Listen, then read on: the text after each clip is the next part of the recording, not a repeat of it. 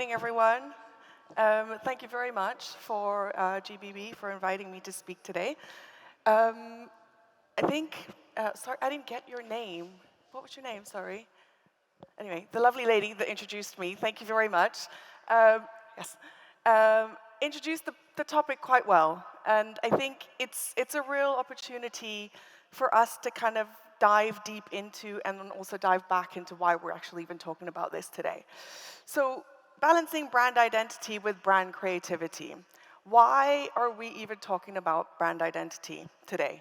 And what's its link to creativity? So before I think we talk about that, we need to go back a little bit.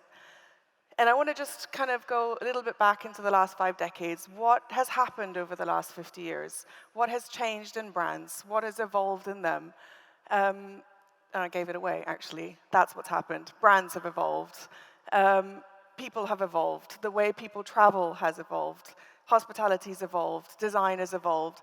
And that's the reason brand identities have had to evolve. The way I'd like to focus this part of the segment is talk about global brand evolution. So that's not just in hospitality, but overall the brands that work in collaboration with hospitality and hotel design, and how that is linked with local creativity.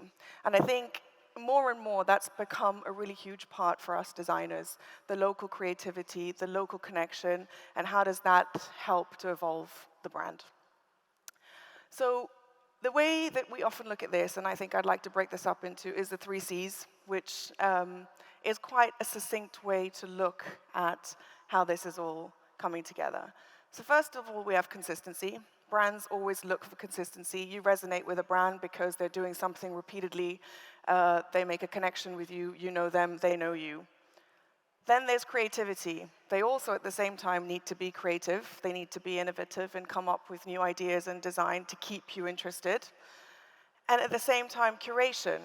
You want to feel like they've done it just for you. You want to feel like you're the center of why they've done this particular brand move.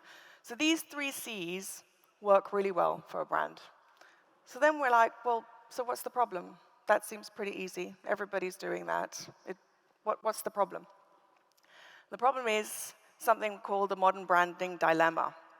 And we'll break this down a little bit more and why they're leading to these brand identities and why more and more we need to focus on them.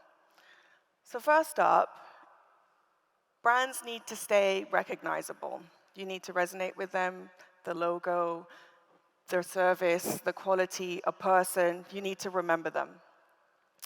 Hand gestures. A lot of global brands have hand gestures. They have certain things they put in your room. They have certain memorabilia that you take away from them. But at the same time, they need to remain fresh and relevant. Are these two contradictory? Could they be conflicting in a way? Is recognizable sometimes boring? Is it not evolving fast enough? Do you feel like, oh, I've seen this before and again? So here's the first problem that they deal with. The second one is standardization creates trust. Everybody likes to go somewhere where they know someone, they feel at home, they feel comfortable, and trust is a really big part of a brand. They need to feel like they have their customers' complete trust and vice versa. But guests now seek uniqueness. Again, they're polar opposites. You have trust, but you need to be different. So do you throw in a surprise? Do you not? Do they like it? Do they not like it? You can. And I've chosen this picture because everyone expects a spa treatment when you go to a beautiful hotel, especially if you're going to a wellness lodge. How can you make it different? What experience can you make different? You can have your same therapist, you can have the same therapy, but can you put it in a setting which makes it completely different? And that's how your brand evolves. The third one is maintaining brand loyalty. All of the big brands that we know today all have loyalty programs. They all have ways in which they'd like to keep you engaged. They'd like to keep your loyalty by giving you points that give you more rewards. But how do they continue to enhance this? And that's by personalizing the experiences. This particular picture I've chosen because this is a particular brand in Africa, in Kenya, and they really have managed to personalize experiences really well. This little spot is a very famous picnic spot. It's used for a number of occasions, but it's the story that goes behind it. So people now resonate this particular property with this picnic spot. It's now become one of their USBs. And that's another way that they've managed to retain loyalty but create a personalized experience. So that's a little bit about the brand. Now we need to move on to creativity and why I'm here. So beyond the service and experience-driven evolution, how does a brand master the art of balancing the sweet spot between the three C's? And for me, it's local curation. This is the main thing. This is where I think the brand and the creativity come together to create something truly unique. And to talk about this, I'm going to talk about a case study that we're currently working on.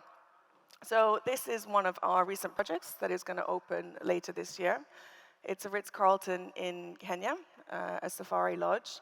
And this really pushed us as a team and a company to really marry all of these three C's. We needed consistency to work with the Ritz-Carlton brand. We needed to anchor some of their main brand values into a completely new segment and market that they're going into.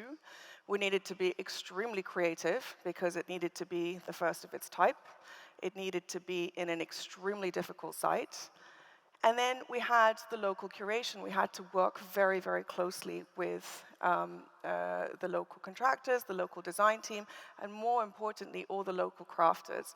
And this has been a real joy, pleasure, heartache, everything you want to call it, because it's really shown us what we can do with collaboration and really evolving a brand as well.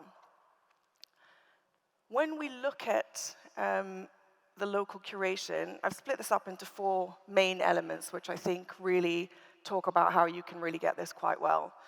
So we have local craftsmanship, which I talked about. Really spending the time going deep into the local culture, finding out what they're good at, finding out the skills that they have, finding out what they can do, what they can't do. This really helps with our design process. It's really easy to sit at a desk and design pen and paper and actually have no idea whether we can do it or not. I've chosen this picture here.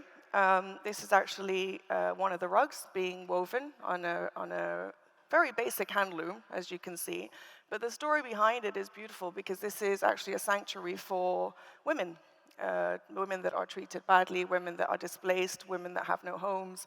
And they come here and they're given a job and they weave. And they are now part of this global story without even knowing it.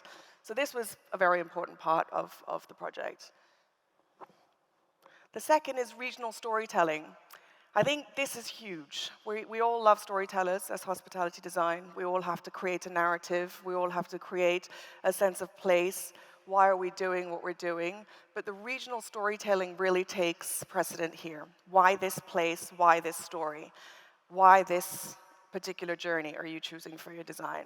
It also really helps because it anchors the design, it anchors the story, gives everybody something to go back to. And going forward, we've found in a couple of other projects actually helps with the operations. And they start to say the story when they're showing people around. So that's also really cool. Indigenous materials. We've come to an age now where everything is available to us wherever we go. We can order, we can ship in, you can have things shipped across from all over the world. But we really need to hone in on what is locally available there. This particular picture, I don't know if anyone remembers, but most of the world underwent some severe flooding last year around April. So did Kenya. Our entire site was flooded, about 2 meters above the riverbank. And this is one of the very many trees that was basically pushed over. I visited the site soon afterwards, and I thought this was beautiful. It's still pretty much alive. It can be used in very many pieces. So we've tried to use as many of these elements in some of the furniture pieces that we're now using in the hotel. Again, the tree is still living on its land. It has a wonderful story and a beautiful place to be in. The last is impactful artwork. Every hotel and every space you go around has artwork. But when I look at artwork, I always like it to have some sort of impact. You should want to stop and look at it, ask a question, be challenged by it. Why was this chosen? Is she a warrior? Is she not? Why has she got lizards on her face? What is really the reason for this? And when you ask these type of questions, you become embedded in the design without even knowing it, and you become embedded in the brand, embedded in the story. So I think this is pretty much summing up my take on today's topic.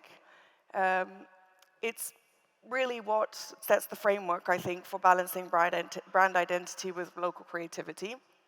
And I think I'd just like to sum it up in 3 parts where, here we go, where we say that brands must evolve while maintaining their core identity. This is the key. This is what keeps them where they are. If a brand starts to dilute their identity, then they sort of become a little bit lost in this very big world and very big diversity we have with the brand. So that's the most important, but they've got to do it with the challenges I've mentioned previously. Second is the key is structured flexibility, and this really is key. The structured flexibility is, I think, what allows a brand to push further. How can you maintain your identity but be flexible with the brand's needs? If a guest experience is expecting A, B, and C, do you give it to them in the order of A, B, and C? Do you do B, C, and A? Do you give it to them at a different time of day? So they know that they're going to get it. They might not know when they're going to get it. Things like that help. Or do you offer it to them to say, when would you like to experience this? And the last is culturally rooted storytelling. I've touched on this briefly, but I really think this is the key. When you touch the local people, when you touch them, I think you really achieve the global success, because they will tell the story of what you've done for them and their local community. Thank you very much.